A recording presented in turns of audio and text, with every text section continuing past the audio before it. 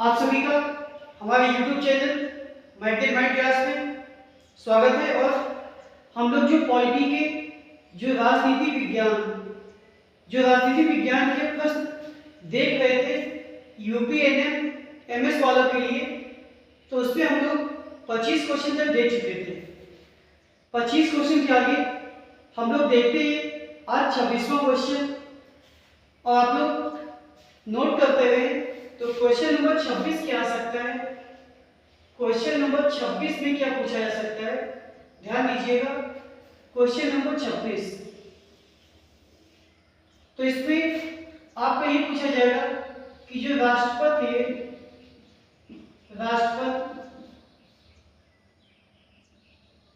तो इसमें जो प्रथम राष्ट्रपति कौन थे, क्या पूछेगा, प्रथम राष्ट्रपति कौन थे। एक ये प्रश्न याद कर लीजिए। 27वें क्वेश्चन में प्रथम महिला राष्ट्रपति, एक ये नोट कर लीजिए। 28वें में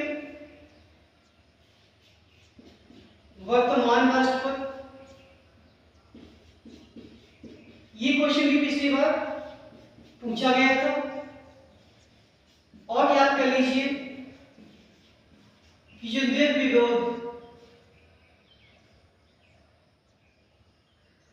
निर्विरोध चुने गए थे, ऐसे राष्ट्रपति का नाम बताना है। 4 क्वेश्चन तो ये हो गए, और हमें बताना है कि जो राष्ट्रपति शासन है, क्या बताना है कि राष्ट्रपति शासन ये किस अनुच्छेद के तहत लगाया जाता है। तो ये 5 क्वेश्चन हमने लिखे। आप लोग इन 5 क्वेश्चन का जवाब सोचिए क्या हो सकता है। आगे हम लोग देखते हैं 33वें क्वेश्चन में क्या पूछा जाएगा आपसे पूछा जाएगा कि राष्ट्रीय आपात, क्या पूछा जाएगा कि राष्ट्रीय आपात का संबंध किस अनुच्छेद से। राष्ट्रीय आपात का संबंध किस अनुच्छेद से, एक ये तैयार कर लीजिए, किस अनुच्छेद से है। एक आप लोग तैयार करेंगे वित्तीय आपात, एक आप लोग तैयार करेंगे वित्तीय आपात, इसका संबंध किस अनुच्छेद से, किस अनुच्छेद से है। और तैयार करेंगे आप लोग कि राष्ट्रपति, तैयार करेंगे आप लोग राष्ट्रपति जो अध्यादेश जारी करता है, अध्यादेश जारी करता है, वो किस अनुच्छेद के तहत, किस अनुच्छेद के तहत। तो हमें ये सब क्वेश्चन के जवाब देने हैं। और क्वेश्चन नंबर 34 में कि जो राष्ट्रपति सर्वोच्च न्यायालय के न्यायाधीश से परामर्श लेता है, तो ये बताना है कि वो किस अनुच्छेद के तहत। तो 34 क्वेश्चन आपके सामने, 26 से 34 क्वेश्चन लिखे हुए हैं। आप लोग इन क्वेश्चन का जवाब दें, और उसके बाद अभी और भी क्वेश्चन होंगे आपके सामने। तो सबसे पहले क्वेश्चन क्या है कि राष्ट्रपति, जो प्रथम राष्ट्रपति कौन थे। तो क्या जवाब देंगे आप लोग, याद रखेंगे जो प्रथम राष्ट्रपति थे डॉक्टर राजेंद्र प्रसाद। कौन थे, डॉक्टर राजेंद्र प्रसाद। प्रथम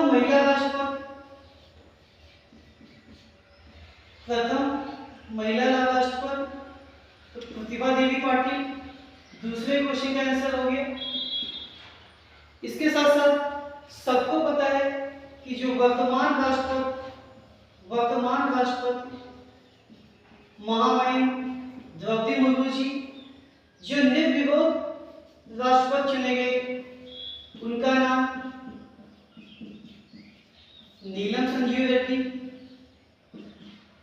अब बात आती है कि राष्ट्रपति शासन किस अनुच्छेद के अंतर्गत लगता है, तो आप लोग जवाब देंगे 356। क्या जवाब देंगे? 356। राष्ट्रीय आपात का संबंध किस अनुच्छेद से है, तो 352। वित्तीय आपात 360। राष्ट्रपति जो अध्यादेश जारी करता है उसके तहत जो आपका अनुच्छेद है, अनुच्छेद याद करेंगे 123, और जो सर्वोच्च न्यायालय के न्यायाधीश से वो परामर्श लेता है वो लेता है 143। 35वां क्वेश्चन हम लिख रहे हैं यहाँ पे, भारत का प्रथम नागरिक। सबसे आसान क्वेश्चन नोट करें आप लोग। क्या नोट करेंगे कि भारत का प्रथम नागरिक कौन होता है, तो क्या जवाब होगा? राष्ट्रपति इसका जवाब होगा। तो ये आपके 10 क्वेश्चन लगाएंगे और देखते हैं कितने क्वेश्चन संभव है जो हो जाते हैं। जितने क्वेश्चन बताए जा रहे हैं मैं फिर कह रहा हूं, इन्हीं प्रश्नों में से आपके एग्जाम में प्रश्न बनने वाले हैं, तो आप सभी लोग इनको नोट करें और सभी जो अध्यापक हैं उनसे मैं ये बात कहूंगा कि आप लोग अपने विद्यार्थियों को ये क्वेश्चन नोट करा दें, निश्चित तौर पर उन्हें सफलता मिलेगी। 35 के बाद क्वेश्चन नंबर 36 पे आते हैं। आपसे क्या पूछ सकता है कि जो संविधान की प्रस्तावना है, ध्यान से सुने, कि जो संविधान की प्रस्तावना है, तो ये कब प्रस्तुत की गई थी, तो 13 दिसंबर 1946 को जो जवाहरलाल नेहरू जी ने जो प्रस्तुत किया था उद्देश्य प्रस्ताव, यही आपकी प्रस्तावना है। तो ये पूछ दे कि उद्देश्य प्रस्ताव कब प्रस्तुत किया गया था, तो 9 दिसंबर 1946। यही आपकी 13 दिसंबर 1946, 9 नहीं 13 दिसंबर 1946 यही आपकी प्रस्तावना बनती है। 37 में क्या पूछेगा कि संविधान सभा की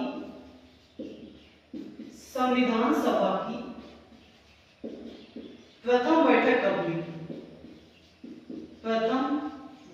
हुई थी? जवाब देंगे 9 दिसंबर 1946। ये सब बहुत बढ़िया प्रश्न आपको कराए जा रहे, आप लोग नोट करें। मैं फिर कह रहा हूं कि ये प्रश्न सफलता की गारंटी है। क्वेश्चन नंबर 38 पे आएंगे। जो आपका राष्ट्रीय ध्वज है, ये कब स्वीकार किया गया था? किसके द्वारा? संविधान सभा द्वारा। राष्ट्रीय ध्वज कब स्वीकार किया गया था? इसकी भी डेट आप लोग याद कर ले। तो ये स्वीकार किया गया था 22 जुलाई 1947। 22 जुलाई 1947 को राष्ट्रीय ध्वज स्वीकार किया गया। अभी हम लोगों ने जो प्रस्तावना पढ़ा है, तो इसमें आप लोग 39 नंबर, 40 नंबर और 41 ऐसे प्रश्न बना के नोट करेंगे तो ज्यादा अच्छे से याद होगा कि प्रस्तावना में न्याय कितने प्रकार के? 3 प्रकार के। स्वतंत्रता कितने प्रकार की? 5 प्रकार की। इसके साथ साथ जो भारत शब्द का उल्लेख है वो कितनी बार है? तो 2 बार। तो 41 क्वेश्चन आपके हो गए। प्रस्तावना में कितनी बातें हो सकता है? आइए हम लोग देखते हैं। क्वेश्चन नंबर 42 भी पढ़ेंगे, 43 भी पढ़ेंगे, 44 भी पढ़ेंगे, 45 भी पढ़ेंगे। इसमें हम डिस्कस कर रहे हैं भाग को कि जो संविधान है उसमें भाग 1 भी क्या कहा गया, यहाँ पढ़ेंगे भाग 2 में क्या कहा गया है पढ़ेंगे हम लोग, भाग 3 में, भाग 4 में और 46वें क्वेश्चन में।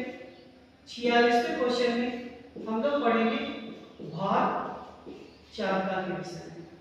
तो भाग 1 में क्या बताया गया है? भाग 1 में बताया गया है कि भारत क्या है, तो भारत जो है राज्यों का संघ। नोट करें आप लोग, भारत क्या है? राज्यों का संघ। इस बात का उल्लेख कहाँ मिलता है? तो भाग 1 में। भाग 2 में किस बात की चर्चा की गई है? तो आपकी नागरिकता की चर्चा की गई है। किसकी चर्चा की गई है? नागरिकता की। भाग 3 में मौलिक अधिकार। भाग 3 में मौलिक अधिकार। भाग 4 में नीति निर्देशक तत्व। भाग 4 में नीति निर्देशक तत्व और भाग 4 का में आपके मौलिक कर्तव्य। क्या है आपके मौलिक कर्तव्य? तो ये 46 प्रश्नों की जो सीरीज है, इसका जो पहला पार्ट वो पहले ही हम बता चुके हैं आपको, और आज के जो क्वेश्चन थे 26 से 46 तक। इसके बाद एक और एपिसोड आएगा अब आपकी यूपीएनएमएस। ध्यान दीजिएगा, यूपीएनएमएस का जो एग्जाम है उस परीक्षा की तैयारी के लिए इन 3 क्लासों से बाहर कोई भी प्रश्न नहीं जाएगा। संविधान की प्रस्तावना या कह सकते हैं उद्देश्य प्रस्ताव जवाब देंगे 13 दिसंबर 1946। संविधान सभा की प्रथम बैठक 9 दिसंबर 1946। और ये बताया जा चुका है कि इसकी अध्यक्षता सच्चिदानंद सिन्हा द्वारा की गई थी। राष्ट्रीय ध्वज जो स्वीकार किया गया था 22 जुलाई 1947।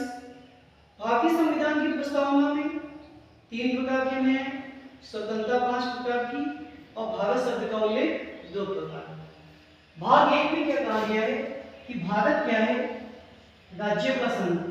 भाग 2 में नागरिकता। भाग 3 में मौलिक अधिकार। भाग 4 में नीति निर्देशक तत्व और 4 काम में मौलिक कर्तव्य। ये भी आपको बताया जा चुका है कि मौलिक कर्तव्य 6, मौलिक अधिकार 6 है आपके, और मौलिक कर्तव्यों की संख्या 11 आपके मौलिक कर्तव्य। तो ये थी आज की हमारी टॉप क्वेश्चन की सीरीज। आप लोग इस चैनल को सपोर्ट करते हुए, सहयोग करते हुए, धन्यवाद।